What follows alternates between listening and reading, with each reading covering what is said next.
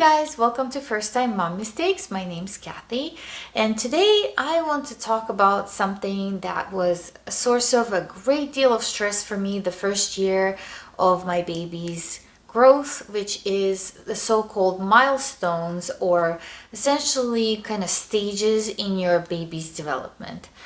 The reason why I was so stressed out about this is because I felt a lot of pressure about milestones and also about the so-called expert advice, whether it be going to my pediatrician or just getting help from official sources elsewhere, which I did for sleep.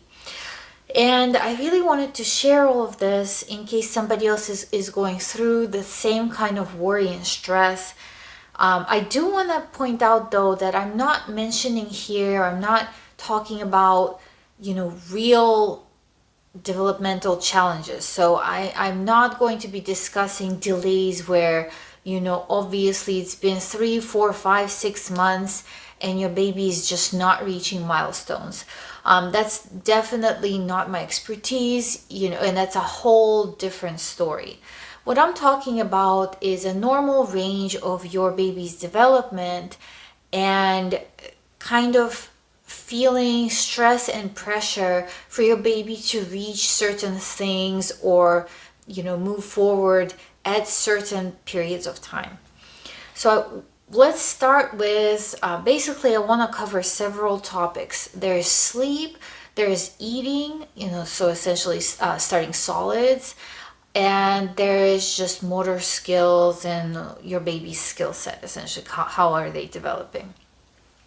And there's two scenarios that I want to talk about. One is my baby and one is my very, very good friend's baby, and the difference is there. My baby, so let's start with sleep.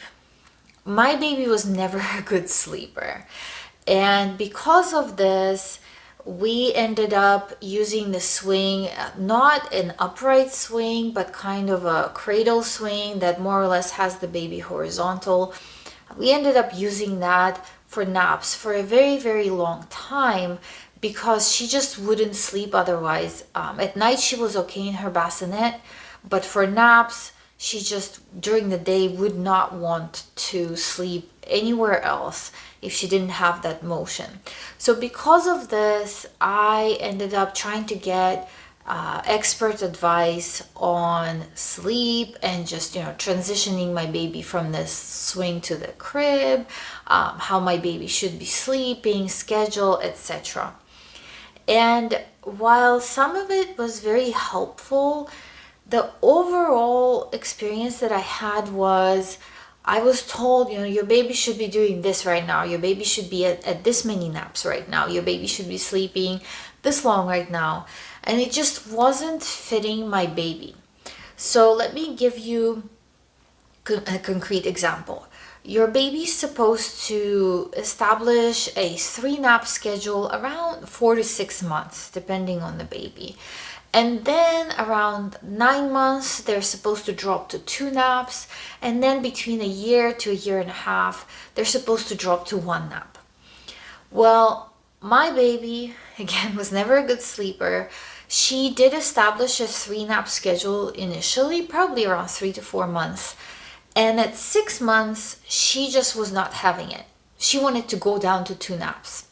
Now, when I reached out to these pediatric sleep experts, they were very, very much firm that she still needed 3 naps. And we tried. I mean, this is with a swing. It's not even, we just put her down in a crib. It's with swing, full motion, normally babies just pass out in this thing, right? And she would not sleep. That 3rd nap was just a battle for no reason. She would, just cry for the 30 minutes that she was supposed to sleep, lullabies, anything. Didn't matter. She was done with that 3rd nap. So after fighting it for a couple of weeks, I just decided to finally ignore the expert advice and just follow my baby. Okay, she doesn't want the 3rd nap. And once we went down to 2 naps, even though it was supposedly too early, at 6 months, she slept like a baby.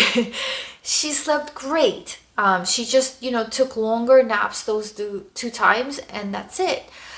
And it was such a huge mistake of mine as a first time mom to just be so focused on the so-called expert advice, that she's not supposed to be reaching that milestone of 2 naps until 9 months old, right? So when at 9 months she decided to drop the second nap and go down to 1 nap, I just didn't fight it. Well, okay, that's a lie. For 2 weeks, I tried to trick her into 2 naps. So I basically would cut the first nap short, and that seemed to kind of trick her into, oh, I want to take a second nap. In 2 weeks, she basically figured all of this out and was like, no, I don't care how short my first time is, I'm not gonna nap again.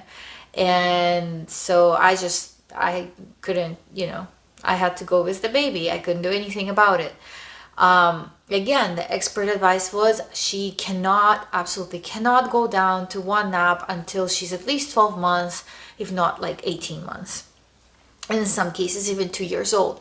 But having gone through this at 6 months, I was a little wiser. I was like, okay, I'm not gonna go to war on this. She dropped the second nap, and again, she just napped longer the one time that she napped, and she was super happy and never overtired. Everything is great. So that's just one story on so-called milestones on sleep. Your baby is just not going to necessarily follow what the official guidelines or the official milestones are. And it's so easy to get really, really stressed about this and try to fight it and try to make your baby fit into this mold. And I just wanted to share that mistake with you guys. By huge contrast, my friend's baby always slept great and took many naps, and she was right on schedule with these milestones. So she was taking, her 3 naps until 9 months, and then she went down to 2 and so forth. She was right on schedule. So babies are different. But that does not mean that you need to try to force your baby into some sort of a predetermined notion of how they should develop, is what I learned the hard way this past year. So the second topic is food, starting solids. And both me and my friend struggled with this. My friend was actually having her third baby, and her first 2 kids were like right on schedule with solids. So, they started around 5-6 months, and by 9 months they were eating pretty well, and by a year they were like just full on eating solids, and everything was great. For some reason with her third, she had a very similar experience with me. So our babies just did not want to start on solids. What happened with me was, I started out 6 months doing purees, and I did homemade purees, and my baby was fine with kind of those liquid purees, but she ate very little. And then when I tried to make them more chunky, you're supposed to kind of go up in those puree difficulty levels. She was not having it. So she either could do her like basic, very liquid purees or nothing. And this went on, this continued even at 9 months. She was still there. So finally, I did try early on to also do baby-led weaning, where I gave her, something like really delicious that baby love, which is a banana. And she would just shake it like it's a toy and throw it away. She would not open her mouth, never wanted to try anything with solids. So around 9-10 months, I tried the baby-led weaning again, and because she just did not want chunky purees. And finally she started accepting huge pieces of fruit, because fruit is delicious and sweet. And we went from there. I would say at 12 months she was finally eating like a 9-month-old is supposed to. by all the official guidelines. And at the pediatrician visits, I would get super stressed about this because they would give me like a sample menu of how your baby's supposed to be eating, and my baby was nowhere near that. And the only thing that helped me was my friend was going through the same exact thing, even though, again, it's her third baby. Her baby was not having it. So finally, a year, she gets to 9 months point, and then she just progresses from there. So again, same story. Milestones are great, having some sort of a guideline on how your baby is supposed to progress and develop is good, but it is not set in stone, is what I would really, really impress upon myself if I were to go through all of this again. Finally, motor skill development, same story. So our baby was a much slower learner than my friend's baby. My friend's baby was crawling at around, well, she was, flipping over, all of that at around probably 4 months. And then by 6-7 months, she was crawling, and she went from there. Our baby actually didn't start to really flip over and kind of scoot and all that stuff until about 6 months. And then she finally started crawling on her hands and knees. I would say, she was kind of crawling around, like scooting and all that, after 9 months. And on hands and knees, she started crawling around a year. So, and then from there, she went to, obviously standing and trying to learn to walk. So two really, really different stories. It was kind of hard again to watch my friend's baby on videos and all that. She was progressing a lot faster, and then you go to pediatrician visits and they're saying, well, is she doing this, is she doing this? Again, a lot of stress. Same thing with things like pincer grasp and all that. The thing is, what I learned again this first year is every time I'd get really stressed out, like, why is she not there? Within weeks, she would get there. So unless, and every time you read all of this online, they say there is a range. But for some reason, my experience has been that when you go to a pediatric visit, they talk as if the range is super, super small, that you're already supposed to be there. So not really my experience, not really the case. I feel like there's a huge range now in baby's development, and your baby gets there. If they're going through development normally, they get there.